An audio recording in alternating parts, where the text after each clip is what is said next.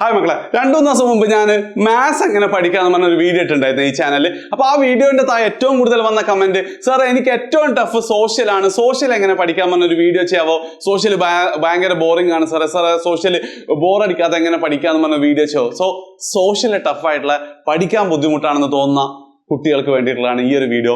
ഈ വീഡിയോ നിങ്ങൾ അവസാനം വരെ കണ്ടു കഴിഞ്ഞാൽ ഉറപ്പായിട്ടും നിങ്ങൾ സോഷ്യൽ ഇതുവരെ പഠിച്ച പോലെയല്ല ഇനി പഠിക്കാൻ പോവാ. ആൻഡ് ഈ വീഡിയോ നിങ്ങൾക്ക് ഇഷ്ടപ്പെട്ടിട്ടുണ്ട്, നിങ്ങളുടെ ഫ്രണ്ട്സിന് ഇത് ഇഷ്ടമാവും, അവർക്ക് യൂസ്ഫുൾ ആവുമെന്ന് 100% ഉറപ്പുണ്ടെങ്കിൽ മാത്രം നിങ്ങൾ എന്ത് ചെയ്യുക, അവർക്ക് നിങ്ങൾ ഇത് ഷെയറും ചെയ്ത് കൊടുക്കട്ടോ. ഓക്കെ, അപ്പൊ തുടങ്ങാം. ഞാനിത് പറയുന്നതിന്റെ ഇടയ്ക്ക് ഞാൻ കാണാതെ എന്ത് ചെയ്തിട്ടുണ്ട്, ഇതൊക്കെ വായിച്ചു നോക്കിയിട്ടുണ്ടെന്ന് എനിക്കറിയാം.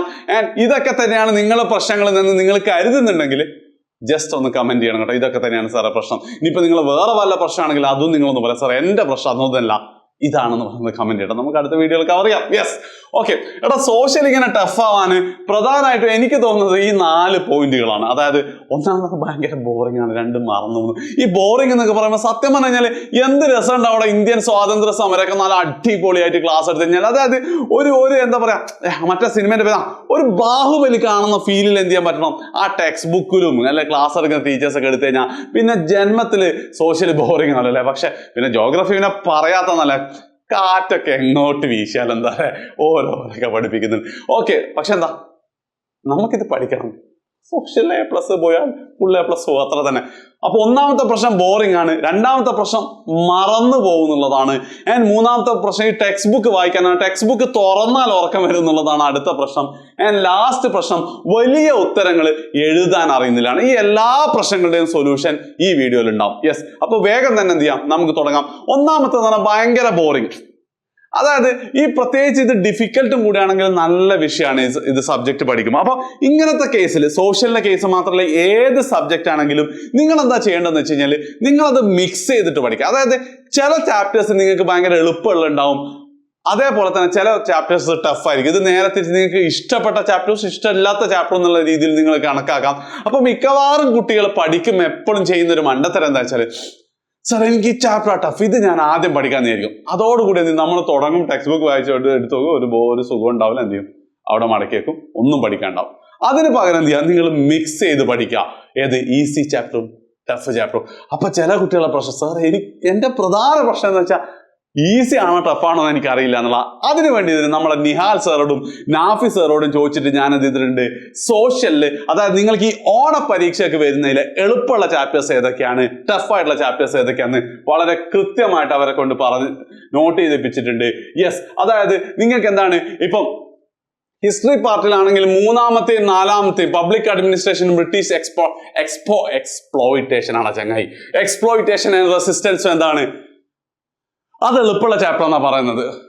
ഓക്കെ, ആൻഡ് ഇതിന് രണ്ടിനും കൂടി തന്നെ 27 മാർക്കിന് സാധാരണ ചോദ്യം ചോദിക്കാറുണ്ട്. ഇനിയിപ്പോ ജോഗ്രഫീന്റെ കേസിലാണെങ്കിലോ നേരത്തെ ഞാൻ പറഞ്ഞ കാറ്റിന്റെ ഉറവിടം തേടി എന്തിന്, അതേപോലെ തന്നെ മാനവ വിഭവശേഷി വികസനം ഇന്ത്യയിൽ, ആ 2 ചാപ്റ്റേഴ്സിനും ഇതേപോലെ തന്നെ 27 54 മാർക്ക് ഓൾറെഡി.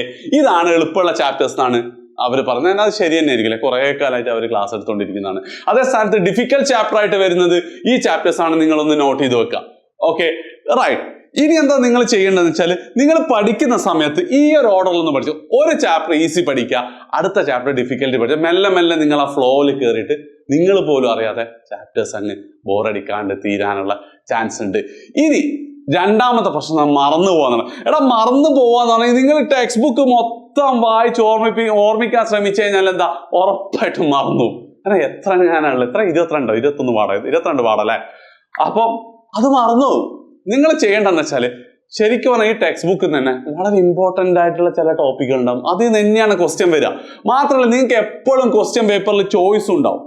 ഓക്കെ, അപ്പം കഷ്ടകാലത്തിന് നിങ്ങൾ ഇമ്പോർട്ടൻ്റ് അല്ലാന്ന് പറഞ്ഞാൽ ഒഴിവാക്കിയ സെക്ഷൻ ചിലപ്പോൾ 1-2 ചോദ്യം വരാം. അത് ഒഴിവാക്കിയാലും ബാക്കി നിങ്ങൾക്ക് എന്താ പറയാ 80 മാർക്കിനുള്ള ചോദ്യങ്ങൾ അതിൽ നിന്ന് തന്നെ നിങ്ങൾക്ക് കിട്ടും. നിങ്ങൾ ഇമ്പോർട്ടൻ്റ് ആണ് പഠിച്ചത്. വീണ്ടും നേരത്തെ അതേ പ്രശ്നം.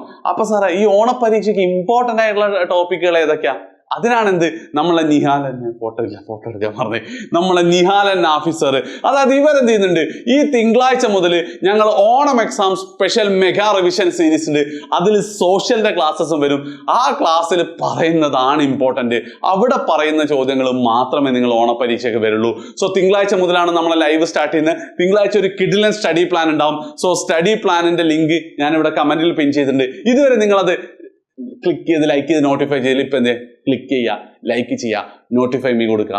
പിന്നെ എഡ്യൂപോർട്ടിനെ കുറിച്ച് അറിയാത്ത ഒരുപാട് ഫ്രണ്ട്സ് നിങ്ങളുടെ ക്ലാസ്സിലുണ്ടാവും. അവർക്കൊക്കെ ചുമ്മാ അയച്ചു കൊടുക്കുക, ഒരു രസമല്ലേ. അപ്പൊ എന്ത് ചെയ്യുക, അവരും ഇതിനെ കുറിച്ച് അറിയട്ടെ. എന്നിട്ട് വേഗം തിരിച്ചു വരട്ടോ. ക്ലിക്ക്, ലൈക്ക്, നോട്ടിഫൈ മീ, ഫ്രണ്ട്സിന് ഷെയർ ചെയ്ത് കൊടുക്കുക. ഓക്കെ, അപ്പൊ 2 പ്രശ്നങ്ങൾ നിങ്ങൾക്ക് സോൾവ് ആയല്ലോ. ഇമ്പോർട്ടന്റ് ടോപ്പിക് പഠിച്ചാൽ മതി രണ്ടാമത്തേന്. ഇനി മൂന്നാമത്തേന് ടെക്സ്റ്റ് ബുക്ക് എങ്ങനെ വായിക്കാം. എടാ, ചില കുട്ടികൾ ചെയ്യുന്ന പ്രശ്നം എന്താ വെച്ചാൽ, ഞാൻ സോഷ്യൽ പഠിക്കാൻ പോവാണ്, കാറ്റിന്റെ ഉറവിടം തേടി ആദ്യം തന്നെ ടെക്സ്റ്റ് ബുക്കിംഗ് എടുക്കും. അതോടെ തീർന്ന് എന്താണ് ഇപ്പൊ എന്തായാലും കാറ്റിന്റെ ഉറവിടം ഇവിടെ ഉണ്ടാവും, നമ്മളെ മനസ്സിന്റെ ഉറവിടം വേറെ എങ്ങോട്ടോ പോയിട്ടുണ്ടാവും.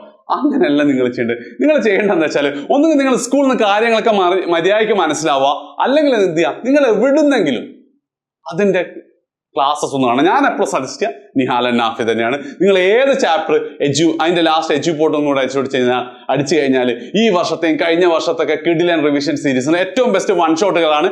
പെട്ടെന്ന് അത് തീരുന്ന രീതിയിൽ പഠിക്കുന്നതാണ് നല്ലത്. അങ്ങനെ നിങ്ങൾ പഠിച്ച് ഒരു ചാപ്റ്റർ പഠിച്ചതിന് ശേഷം അടുത്ത സ്റ്റെപ്പായിട്ട് നിങ്ങൾ ചെയ്യേണ്ടത് അതിന്റെ പ്രീവിയസ് ഇയർ ക്വസ്റ്റ്യൻസും കൂടെ ഒന്ന് നോക്കുക. വീഡിയോ കണ്ട് പ്രീവിയസ് ഇയർ ക്വസ്റ്റ്യൻസ് ഒക്കെ നോക്കി അപ്പൊ തന്നെ ഏകദേശം നിങ്ങൾക്ക് ഒരു കോൺഫിഡൻസ് ഒക്കെ ആവും. അതിന്റെ മുകളിൽ എന്താണ് ഐസിങ് ഓൺ ദ കേക്ക് എന്നൊക്കെ പറയില്ല, കേക്കിന്റെ മുകളിൽ ഐസ് ഇടുന്നൊക്കെ പോലെ എന്താണ് ഒരു അഡീഷണൽ ആയിട്ടാണ് നിങ്ങൾ എന്ത് ചെയ്യേണ്ടത്, ടെക്സ്റ്റ് ബുക്ക് വായിക്കേണ്ടത്. അതായത് വീഡിയോ കണ്ട ഏകദേശം കാര്യങ്ങളൊക്കെ മനസ്സിലായി, PYQ നോക്കി ഒന്ന് കോൺഫിഡൻസ് ആയതിനു ശേഷം നിങ്ങൾ ടെക്സ്റ്റ് ബുക്ക് വായിക്കുമ്പോൾ നല്ല സുഖത്തിൽ നിങ്ങൾക്ക് വായിക്കാൻ പറ്റും. എന്തെങ്കിലും പോയിന്റ് മിസ് ആയിട്ടുണ്ടെങ്കിൽ നിങ്ങൾക്ക് ഇവിടെ ക്ലിയർ ചെയ്യാൻ പറ്റും. അപ്പൊ നിങ്ങൾ ചോദ്യം, സാറേ PYQ എവിടുന്ന കിട്ടാന്ന് വെച്ചാൽ നമ്മൾ ആപ്പിലുണ്ട്, 100% ഫ്രീ ആണ് ഈ വർഷത്തെ SSLC വിദ്യാർത്ഥികൾക്ക്. ഇപ്പൊ തന്നെ എന്ത് ചെയ്യാം, ലിങ്ക് ഒന്നും ഞാൻ കൊടുക്കുന്നില്ല, പ്ലേ സ്റ്റോറിലോ അല്ലെ ആപ്പ് സ്റ്റോറിലോ പോവാ, എഡ്യൂപോർട്ട് എന്ന് സെർച്ച് ചെയ്യാം. മറ്റേ ഈ തൊപ്പിയുള്ള ലോഗോ കാണാം, ഇൻസ്റ്റാൾ ചെയ്യുക, ക്ലാസ് 10th എടുത്ത് നോക്കിയാൽ മതി, ഫ്രീ ആണ്, ഒരിക്കലും നിങ്ങൾ പൈസ വെക്കില്ല. ഓക്കെ, അപ്പൊ എന്താ അതും ക്ലിയർ ആയല്ലോ. മൂന്നാമത്തെ പ്രശ്നം തീർന്ന്. ഇനിയിപ്പോ എന്താ പ്രശ്നം ഉണ്ടായിരുന്നു, ലാസ്റ്റ് ഒരു പ്രശ്നം, സാറേ വലിയ ചോദ്യങ്ങൾക്ക് ഉത്തരം എഴുതാറിയില്ല. എടാ, വലിയ ചോദ്യങ്ങൾക്ക് ഉത്തരം, നിങ്ങൾ വലിയ ചോദ്യം ഇല്ല. നിങ്ങൾ എന്താ ചെയ്യേണ്ടത് വെച്ചാൽ, അതായത് ചില കുട്ടികൾ പഠിക്കുക എങ്ങനെയാണോ, ഒരു ചോദ്യം, ഓക്കെ, ഫ്രഞ്ച് റവല്യൂഷന്റെ കാരണങ്ങൾ എന്തൊക്കെയാണ്. ഒരു ഉദാഹരണത്തിന് എന്താണ്, അവര് തമ്മിൽ മിണ്ടാത്തതാ പ്രശ്നം എന്ന് വെച്ചാൽ ആരൊക്കെയോ തമ്മിൽ എയും ബിയും തമ്മിൽ മിണ്ടാത്തതാണ് പ്രധാന പ്രശ്നം. എനിക്കറിയില്ല കേട്ടോ, എനിക്കിഷ്ടമില്ല. ഓക്കെ, അപ്പൊ എന്താ പറയാ, നിങ്ങൾ ചിലപ്പോൾ പഠിക്കാം, ഒരു ദിവസം ബീനെ ഒരിക്കൽ കണ്ടപ്പോൾ നേരെ ബീനെ നോക്കി ചിരിച്ചു, പക്ഷെ ബി ചിരിച്ചില്ല. അത് വലിയ എന്ത് ചെയ്തു, സീനോട് പോയി പറഞ്ഞു, അപ്പൊ സി ഏഷണി കൂട്ടി കൊടുത്തു എന്നൊക്കെ പറഞ്ഞ വലിയൊരു സെന്റൻസ് അങ്ങനെ തന്നെ ബൈ ഹാർട്ട് പഠിക്കുക വെച്ചാൽ അങ്ങനെ എന്തായിരിക്കും, ഫ്രഞ്ച് യുദ്ധത്തിന്റെ 4 കാരണങ്ങൾ പറഞ്ഞ 4 വലിയ സെന്റൻസുകൾ അങ്ങനെ തന്നെ ബൈ ഹാർട്ട് പഠിക്കുക ചെയ്യാം. ആ ബൈ ഹാർട്ട് പഠിക്കുമ്പോഴുള്ള പ്രശ്നം എന്തായിരിക്കും എന്ന് വെച്ച് കഴിഞ്ഞാൽ, ബീനെ കണ്ടപ്പോൾ എന്നുള്ള ശേഷം അടുത്ത വേർഡ് മറന്നു പോയി കഴിഞ്ഞാൽ ബാക്കി മൊത്തം അങ്ങോട്ട് ബ്ലാങ്ക് ആയി പോകും. സത്യം അങ്ങനെ സംഭവിക്കാറില്ലേ അല്ലേ? അപ്പൊ അതിന് പകരം നിങ്ങൾ ചെയ്യേണ്ടത് എന്താ വെച്ച് കഴിഞ്ഞാല്, എയും ബിയും തമ്മിൽ മിണ്ടാറില്ല, അല്ലെ ബീനെ കണ്ടപ്പോൾ മിണ്ടിയില്ല, അത് മാത്രം നിങ്ങൾ പഠിക്കും. ബാക്കി എന്താ, നിങ്ങൾക്ക് പരീക്ഷ നിങ്ങൾ എന്തൊക്കെ തള്ളുന്നത് മക്കളെ, ബാക്കി അതിനനുസരിച്ച് പരീക്ഷ നിങ്ങൾക്ക് എടുക്കാം. അങ്ങനെ 4 സ്പെസിഫിക് പോയിന്റ് ആയിട്ട് മാത്രം നിങ്ങൾ പഠിക്കാം. ഓക്കെ, അതായത് ചിലപ്പോൾ നിങ്ങളുടെ നോട്ട്ബുക്കിലൊക്കെ വിശദമായിട്ട് എഴുതിയിട്ടുണ്ടെങ്കിലും നിങ്ങൾ അതെന്ത് ചെയ്യാം, ഓക്കെ, ഫ്രഞ്ച് യുദ്ധത്തിന്റെ അല്ല ഫ്രഞ്ച് റവല്യൂഷന്റെ കാരണങ്ങൾ എന്ന് പറഞ്ഞിട്ട് 4 വലിയ സെന്റൻസുകൾ ഉണ്ടെങ്കിലും നിങ്ങൾ അതിനെ കോർ പോയിന്റ് മാത്രം എടുത്ത് പഠിക്കാം. യെസ്, ബീനെ കണ്ടിട്ട് മിണ്ടിയില്ല, സി അത് അങ്ങനെ എന്തെങ്കിലുമൊക്കെ. ഓക്കെ, അങ്ങനെ 4 പോയിന്റുകൾ മാത്രമായി പഠിച്ചു കഴിഞ്ഞാൽ പിന്നെ നിങ്ങൾക്ക് പരീക്ഷ അത് എടുത്ത് ചെയ്യാൻ പറ്റും. മറ്റേ രീതിയൊന്നും നടക്കൂലടാ, മറന്നു ഉറപ്പായിട്ട് എന്താ ഒരു 2 പോയിന്റ് പിന്നെ അങ്ങോട്ട് പോകില്ല, അല്ലെ ഒന്നാമത്തെ പോയിന്റ് തന്നെ അവിടെ സ്റ്റക്കാവും. അതും കൂടെ ചെയ്യാതിരുന്നാൽ എളുപ്പമാണ് സോഷ്യൽ. സോ ഇഷ്ടപ്പെട്ടിട്ടുണ്ടെങ്കിൽ എന്തായാലും ഫ്രണ്ട്സിന് ഷെയർ ചെയ്യാം. തിങ്കളാഴ്ചത്തെ ലൈവിനെ കുറിച്ച് മറക്കരുത്. ലിങ്ക് കമന്റ് പിൻ ചെയ്തിട്ട് എന്തൊക്കെയാണ് ചെയ്യേണ്ടത്, ക്ലിക്ക് ചെയ്യുക, ലൈക്ക് ചെയ്യുക, നോട്ടിഫൈ കൊടുക്കുക, പിന്നെ ഫ്രണ്ട്സിന് എന്തായാലും ഷെയർ ചെയ്യണം. കാരണം കുറെ അറിയില്ല, ഇത്രയും കിടിലൻ ചാനലായിട്ട് നിങ്ങൾ കുറെ ഫ്രണ്ട്സിന് അറിയില്ല എന്നാണ് നിങ്ങൾക്ക് തന്നെയല്ലേ മോശം. വേഗം ഷെയർ ചെയ്യും. ഓക്കെ, അപ്പം തിങ്കളാഴ്ച കാണാം.